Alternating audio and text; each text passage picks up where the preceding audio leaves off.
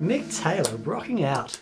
Yes! Very nice. And I've got to switch to dribbling. I'm dribbling. This is so tasty. I've got to switch to turn the reverb off. Very good. Hey guys, welcome to That Pedal Show. Dan here. Dribbling Mick here. Hello. Do you ever do that? All the time. Sometimes I could be playing my guitar and I dribble on it. I don't know what the hell that's about, but That's awesome. yeah, dribbling soldier. Okay, so moving on from that, we're going to be having a look at the wonderment that is spring reverb today.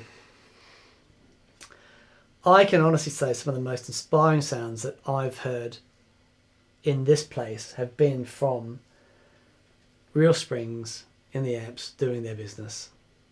Yeah, so I guess we've done shows on reverbs before where we've talked about more complex digital reverbs, and I think that will probably be the follow-up to this show. Okay. Again, won't it? So we're dealing with what we would call traditional reverbs here. Yeah, we're looking at everyone who is aware of things like the wonderful Fender, well, the Super Reverb, for example, the wonderful spring reverbs that are in the Fender amplifiers. They have a sound all of their own. Yeah, so the amp we're using today for today's show, which is what you heard in the intro there, was Fender Super Reverb. It's a reissue model from the 1990s, and it has a tube-driven long spring reverb in the blackface era Fender tradition. Yep. So the question is, if we don't have that available in the amp, is there a way that we can get that sound? In a pedal, yeah. In a pedal. And we're not talking about digital modelling today as such.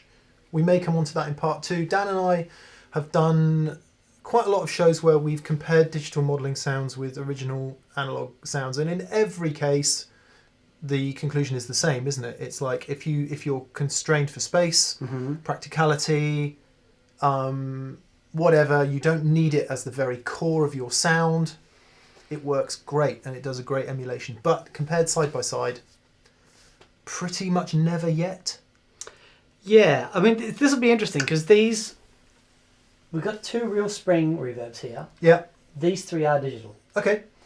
But they are very specific, just doing the spring thing. Yeah, we're not talking about one algorithm in the big sky. Exactly. We're talking about a pedal that's been designed specifically to do that sound.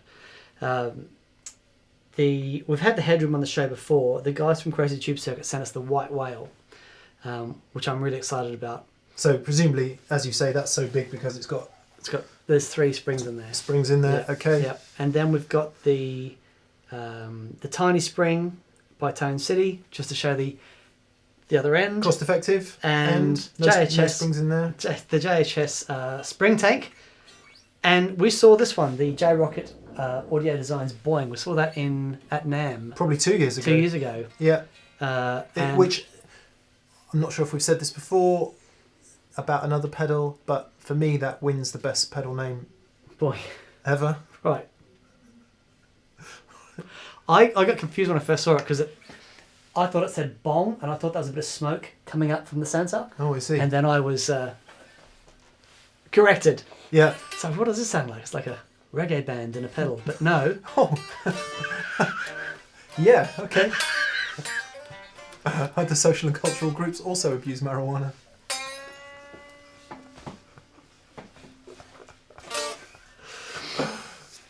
Do you call them bongs out here? Anyway, from drugs and non-drugs to reverb. Should we start with the Super then? This is the sound of the Super Reverb, the Fender Super Reverb reissue without spring reverb.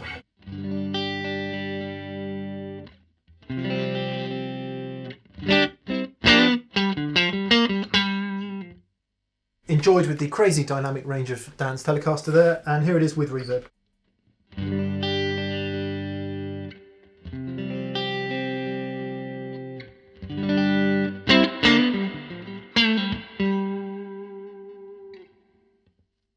Not much reverb?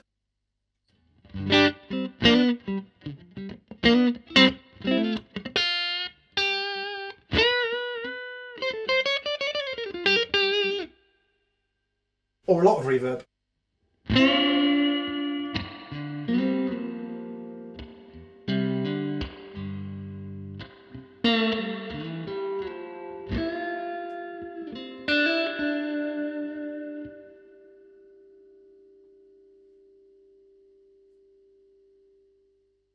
That was feeding back. That was feeding back. Awesome, because it is its own tube circuit, isn't it? Yep.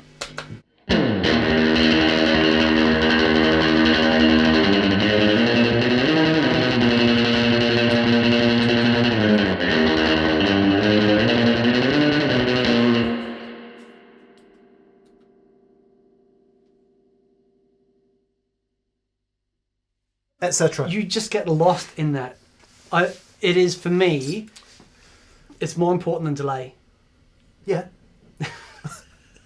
I did. I was saying to Simon the other day on the way up in the car, I had no other pedals apart from overdrive until I was almost until I was in my 30s. Right. I don't think. You just use the reverb in the amp. Just reverb and overdrive, yeah. Right.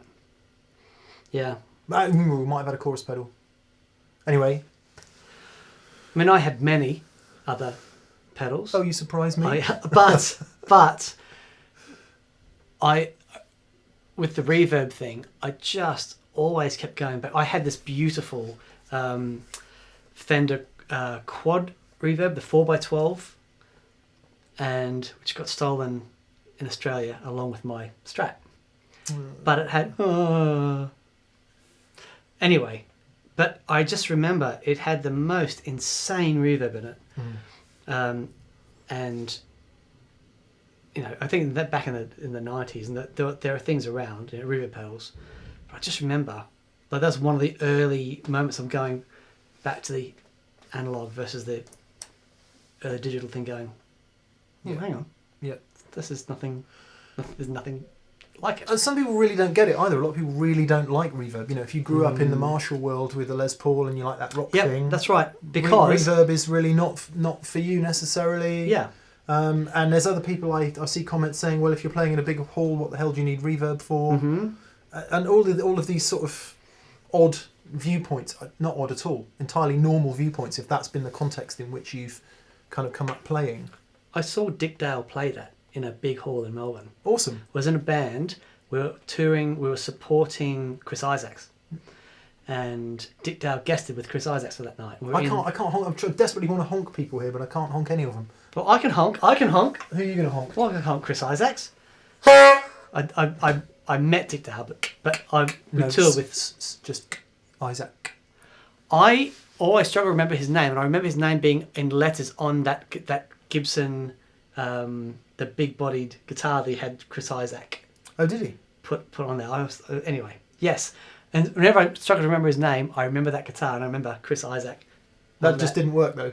I know, because there's an S on the end. Okay, yeah. It was a long time ago. I was get to the point. God, you spend hours talking. You don't.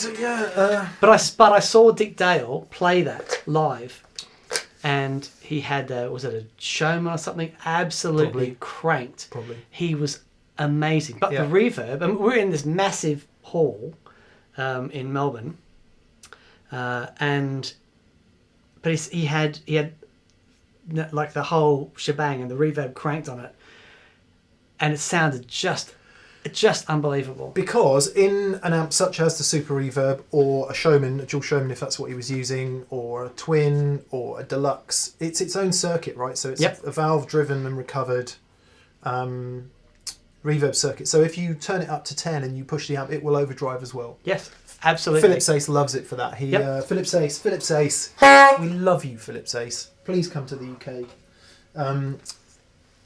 Just plays with the most insane amount of reverb, and he gets it from a super type amp, which is really heavily overdriving. Right. So Josh Smith. Yeah. On the reverb, amazing.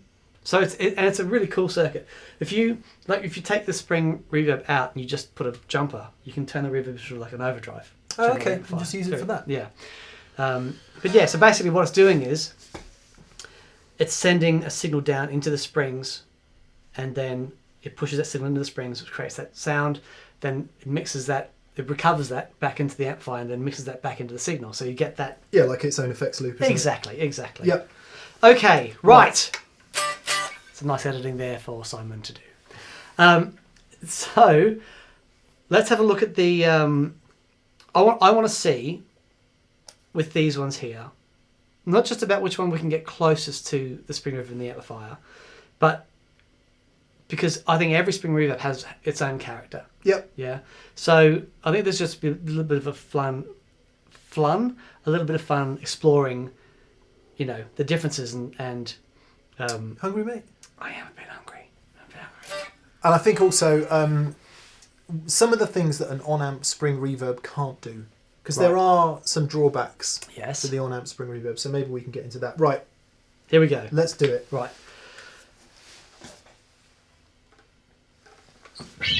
Sorry. Okay, so this is the reverb's off, is it? Yep. Okay. Right. So, Carl Martin Headroom.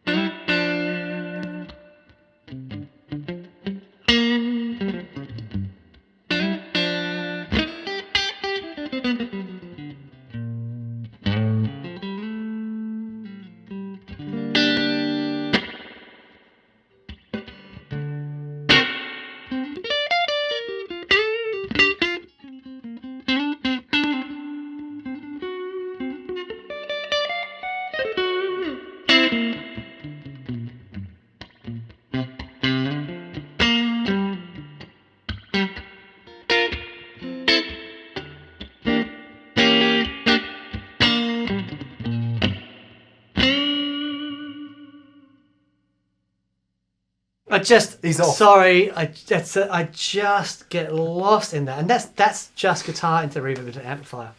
For anyone who wasn't following, when I turned because I don't know if this GoPro camera can see. Oh yes, it can. It can. Every time I turned the headroom off, I turned the amp reverb on, so that you were hearing an A/B between the amp and the pedal, and hopefully that will be obvious in the captions. Yeah. What were you hearing? Because there's something very definite I was hearing. The top end. Yes, I tried to add in loads of top end to the headroom because where it was set before felt duller. Right. I think it might be adding a bit of volume, tiny bit. Oh, okay. But not much. Right. But the reverb itself, if you would do me the, let's just check that Fender reverb is definitely off.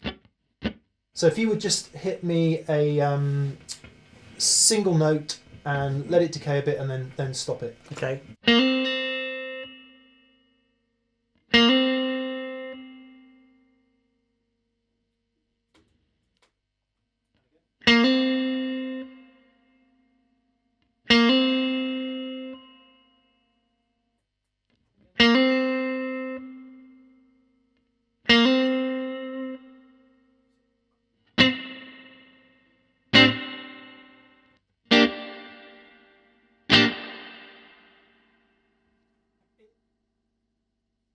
Wait for it to decay. What I thought I was hearing in the headroom is because I don't know if this is the case, but thought I was hearing more like a short series of delays. Right. Which it can be a factor in shorter tank, Yes. where the tank's shorter. Absolutely. Yeah. Where the tank's longer, you seem to get a smoother delay. And I thought at first listen, I thought the Supers definitely sounded a bit smoother. Right. But actually, perhaps it becomes more pronounced when you turn the reverb level up in the... Can you just check the Supers off again? Yep.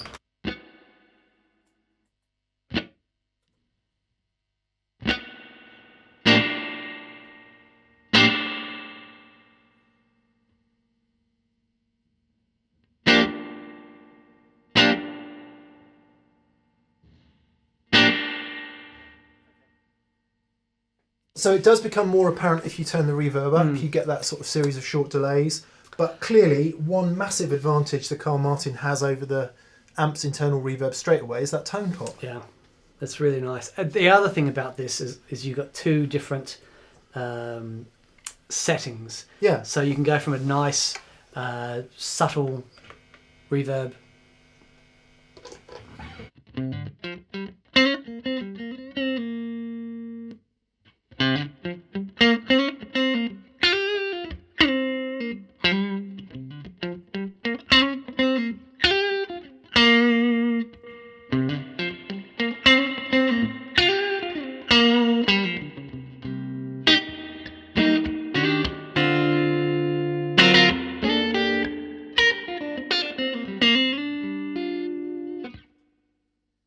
I love it.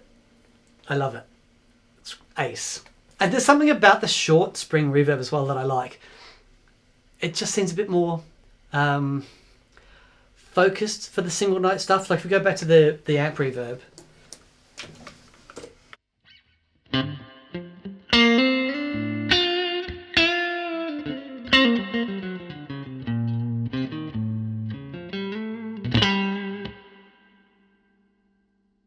It's so big and lovely and lush, but but with the Headroom,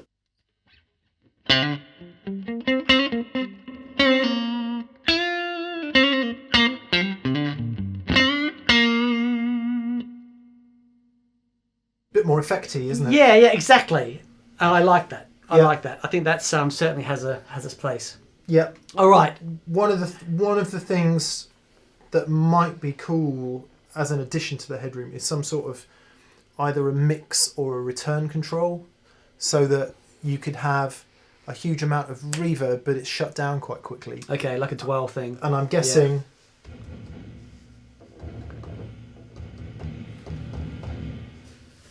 Yeah. So this is the White Whale from Crazy Tube Circuits. You have strung on this one.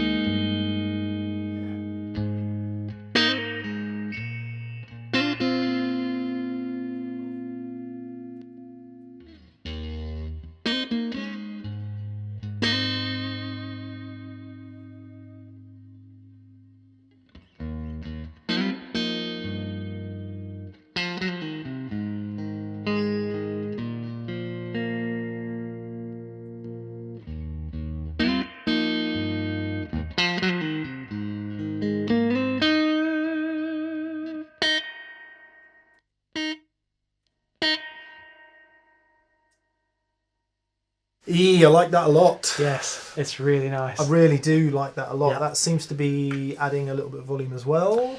Yeah, there's so with this you have your dwell, which is basically the send into the Yeah, let's have a, so that gives us a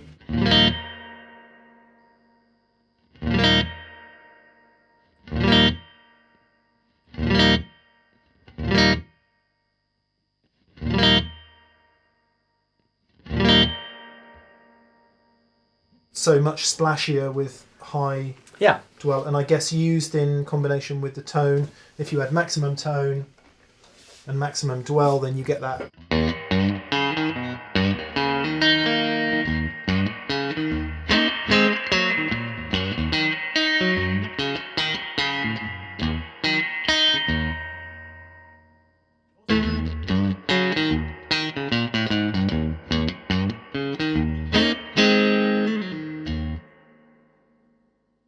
And for a little bit less dramatic, you can switch between 2 springs and 3 springs.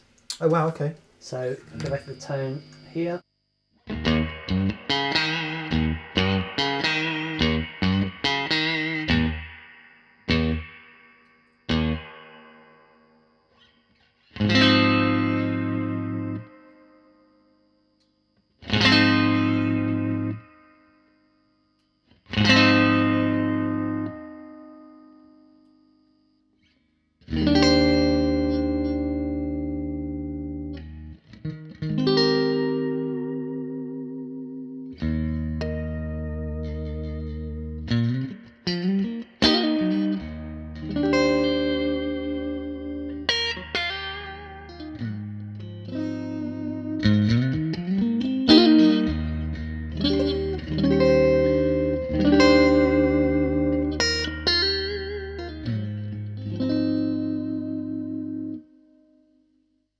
Just want to compare that with the Super.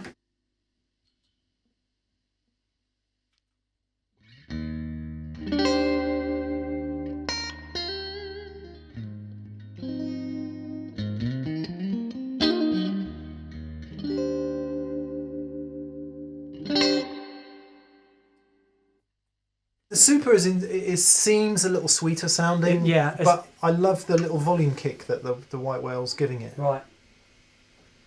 Yeah. And of course having control over the tone and the dwell and those 2 or 3 springs. It also has a very groovy tremolo circuit in it.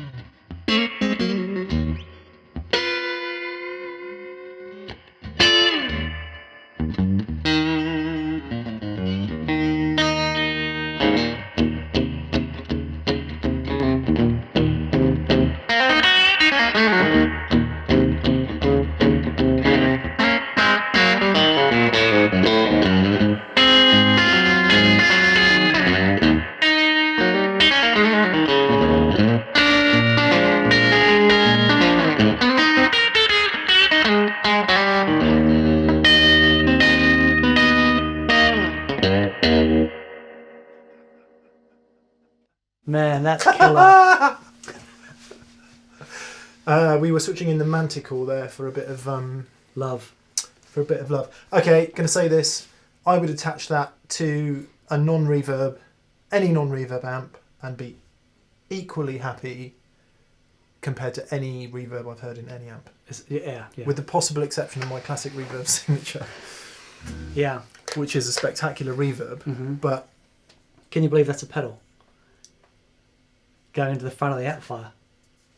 It's amazing, isn't it? yeah, It's amazing. All right, it's big, Yeah. but it's not as big as the Headroom. No. And you've got the tremolo. Ooh, I can see us needing to get the Guru's one in now Yeah. as well. Then 'Cause Low. the Guru's has reverb and tremolo, I think, in one pedal. Does it? Okay. There's a Low round current 2 draw in coming that up. as well, so it's not, under 100 milliamps, so not crazy to power Because it's analog. because it's analog. Is it analog? Well, yeah, springs. But is the tremolo bit? Yeah, no, it's all analog. We didn't hear the brown tremolo. Okay, have a listen to the brown tremolo. 'Cause I've got high hopes here. okay.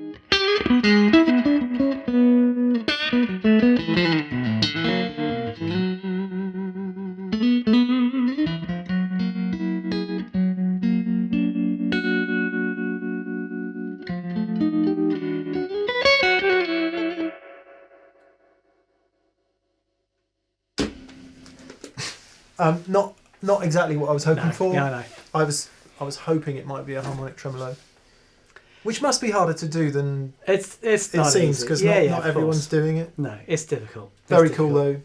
Okay, so we haven't made it at all difficult for the tiny spring.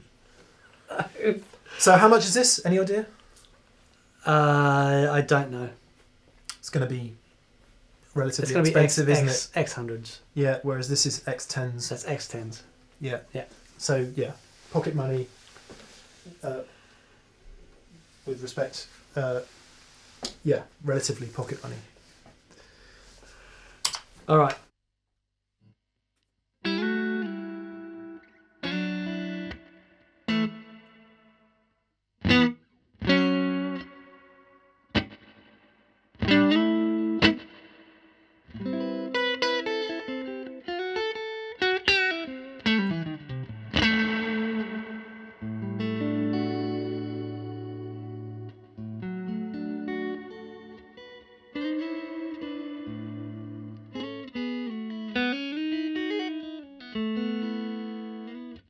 Is there a bit of mod on there? There is, yeah, there's.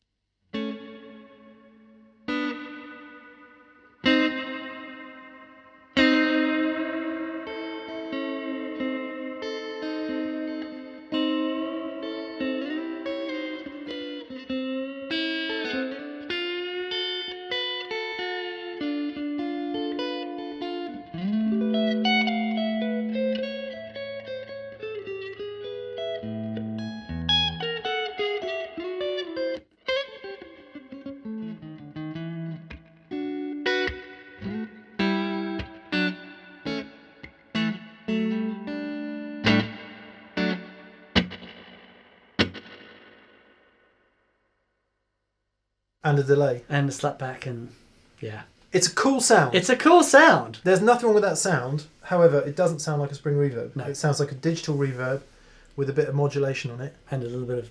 Is it pre? So, you know, if you see on a delay pedal, you might have a switch that says pre-delay. Mm-hmm. And that is a long pre-delay setting, right? Yeah. Medium. Yeah, but it's not short It's not short. because you get that slap back. Yeah. But I'd rather suspect, play something like, you know, kind of rock and rolly.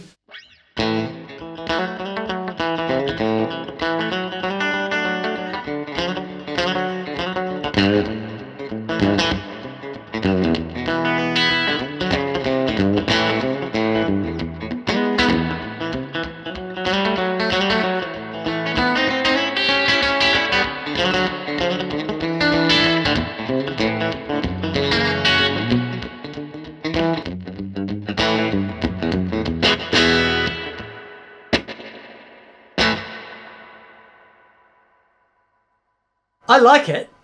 I really like it. Yeah, it's great. As a sound. As a sound, it's really good. So something keeping you, mate? Sorry, no. Sorry. I turn my watch onto airplane mode and I just got a thing. And it's telling me to stand up. Like, it's telling me to do things. You've been sat down too long. I've been sat down too long. Says stand up. No, I don't know. I'm not up for that. It's political correctness. It gone is. mad. It's crazy. It's crazy. Okay.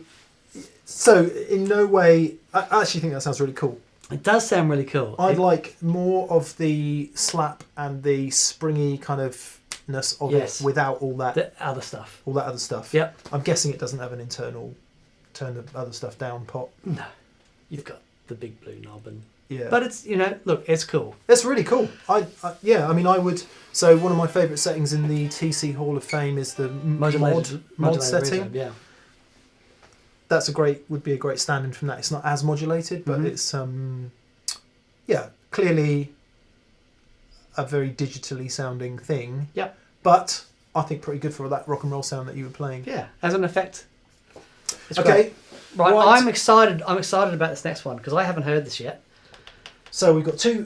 So this is the JHS Spring Tank. Yes. It's got two tanks. It's only got the one tank, but you have two different settings. Nitpicker. Says tank 1 and tank 2. Yeah. Okay. So two different settings. Come on then. Let's get into it. Is the reverb in the amp still on?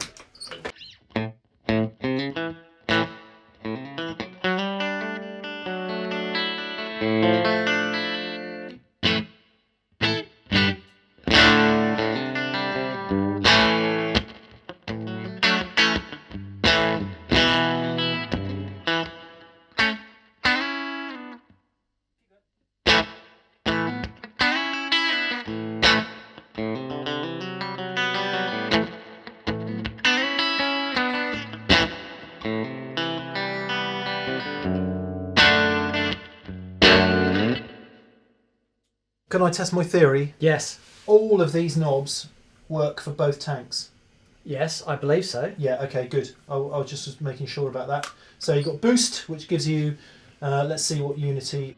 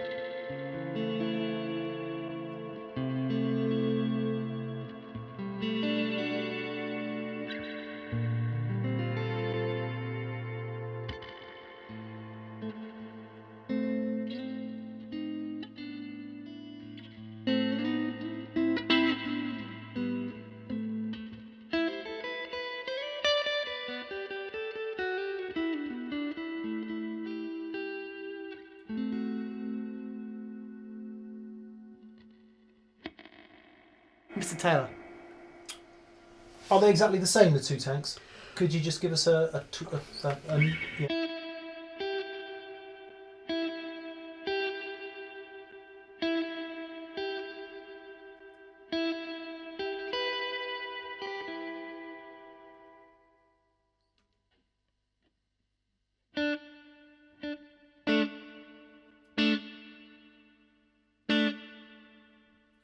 Yes, I think you set two different overall effect levels. Yeah, I was just wondering if one was like less and more, Oh, but okay. they're not ostensibly radically different, are they? No. If they are slightly different, apologies, but they're not radically different. So. No.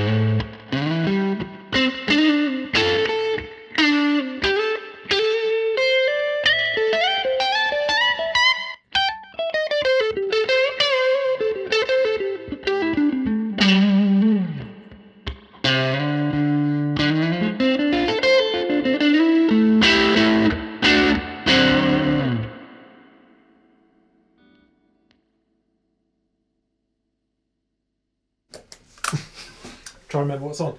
So there's some high-end filtering going on there. Definitely rolling off some high-end. Yes.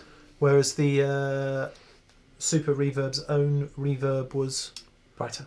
Yep. Spankier. There's a lot of people out there who fear treble. Yes. And fear high-end. Yeah. We had the most amazing day with Kirk Fletcher. Honk. Mega. Man, that guy.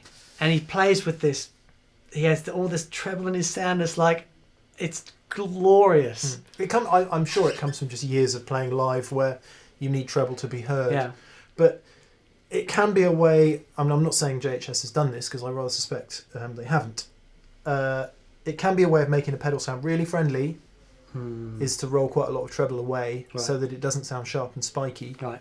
But do you think that might be as a result of the kind of digital business going on? Maybe.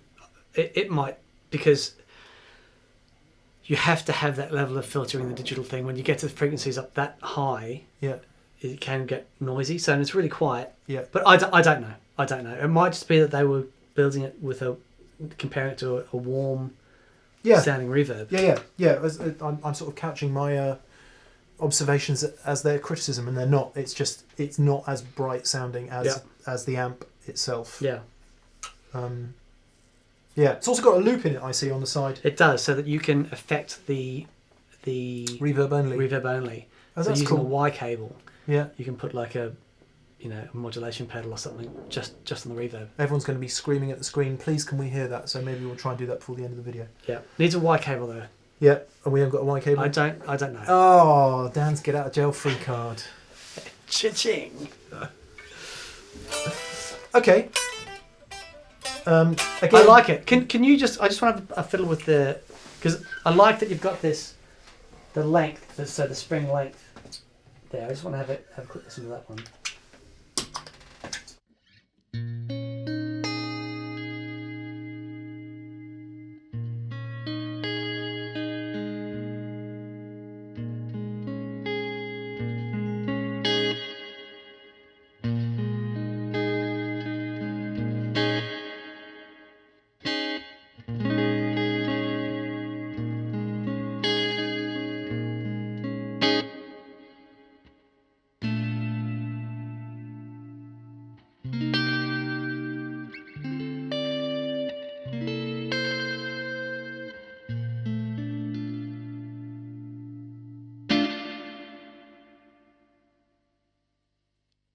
Yeah, it's nice. Can we just hear it next to the White Whale?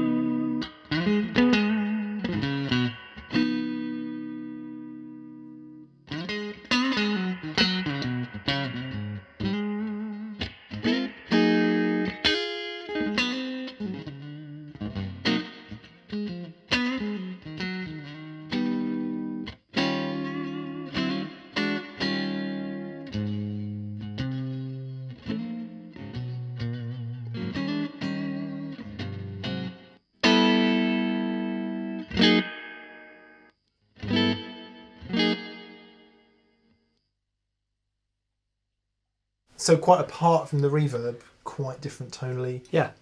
Very different tonally, in fact. Yeah. Right. Boing. The boing. Boing. The boing. Boing. There we go.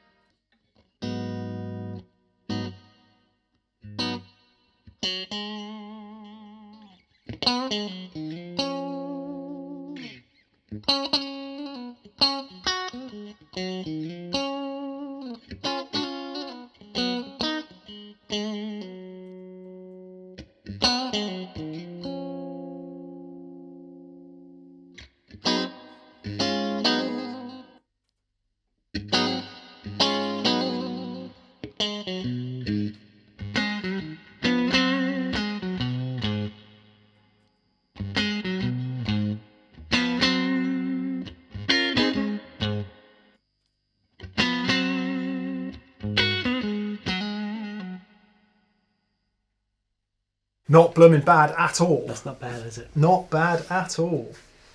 I would say, bizarrely, of all of them, to my ears anyway, that's the closest. Right. It's maybe a little bit brighter sounding. It's got like a sibilance up there. Nice high end. But yeah. It's got that pre-delay thing. I just want to hear if the Super's got that.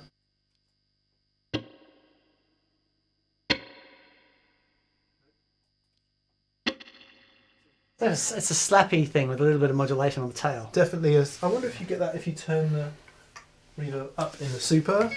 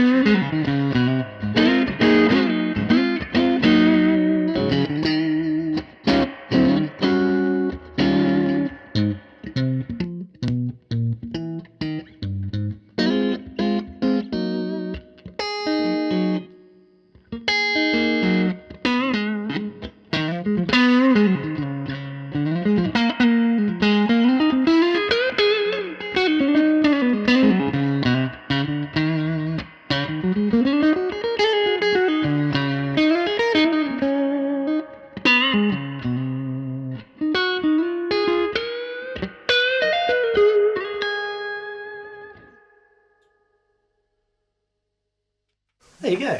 White Whale is winning the day for me. Yeah, I would have to concur. But I love the Headroom. I still love the Headroom. But there is that little bit of lift that the volume gives you in the White Whale is really great, and that having the mix and dwell control is really cool. I'm out of the digital pedals. Yeah. If you've got an amp with no reverb and you want a reverb pedal that sounds like a spring reverb, the Boing with one knob is absolutely it for me. Right. It's got it does sound. It's got some high end there, and it does have that little pre-delay thing, which I think is cool. But compared to a lot of reverb pedals that I've heard that purport to sound like A spring reverb, tiny spring case in point, really doesn't. Yeah. The Boing. And what do I love most about that, Dan? It's got one knob, Mick. It's got a single knob. The singularity. There's no confusion. No, there's no confusion. I recently got sorry, slight tangent. I recently got the mini vent. Ah, man. From Neo Instruments, which is the Leslie. Just the coolest thing ever. It's got no knobs on it. No, it's got a fast and slow control on it. It's got louder and quieter and a fast and slow, yeah. Yes. And so you, at no point am I going, I wonder if I should have a bit more of that or a bit less of that. I'm just going, yeah, this is what it sounds like. Yeah. Deal with it. Awesome. And it does sound awesome out of the box. But yeah. Very good. Okay, but I want to say that the Tiny Spring, even though it doesn't sound like a spring reverb, is a cool sounding reverb. It's a cool sounding pedal. It has its own thing. Yeah. And the Spring Tank likewise. Yeah. I think that's going to appeal to anybody who doesn't want to take up this much space. Yeah. Wants a couple of different, a deep spring or a light effect. And also who doesn't like that very kind of high-endy, sibilancy thing that a lot of classic spring reverbs have. Because a lot of people really don't like that. Yeah. That kind of, that's why some of the more fully featured reverbs have the tone control, because that very splashy, high-endy thing is not to it can be everyone's distracting. taste. Yeah, for sure. You might want reverb, but you might not want vintagey, splashy, springy reverb. There you go. Wicked. That was fun. You know what we haven't done for ages? Turn them all on. Yeah. Okay. With the Manticore.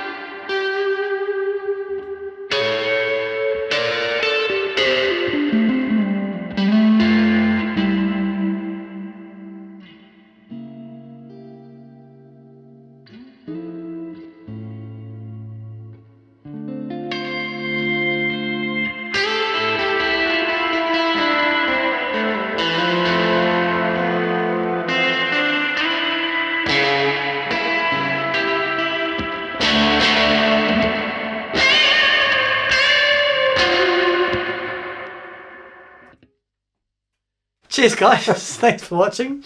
That was so much fun. That was so much fun. That was a lot of reverb. A lot of reverb. Massive thank you to all of our patrons of Patreon. Cheers, guys. That's brilliant.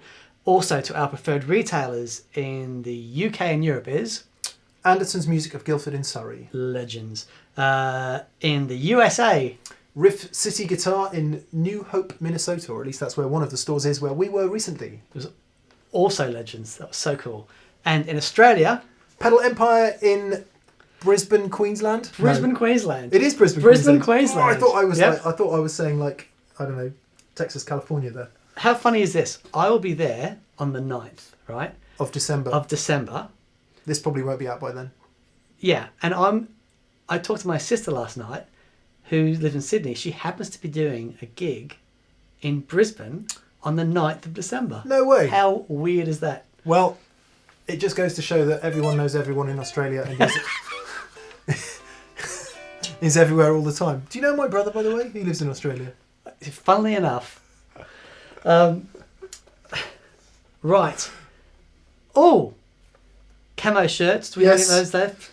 Yeah, we've got some camo shirts. We have some new baseball tees. We've got lots of stuff in that pedal show store. Please go there and make a purchase if you feel so inclined. Brilliant. Thank you so much, guys. And we'll see you next week. Cheers, Cheerio. guys. Bye.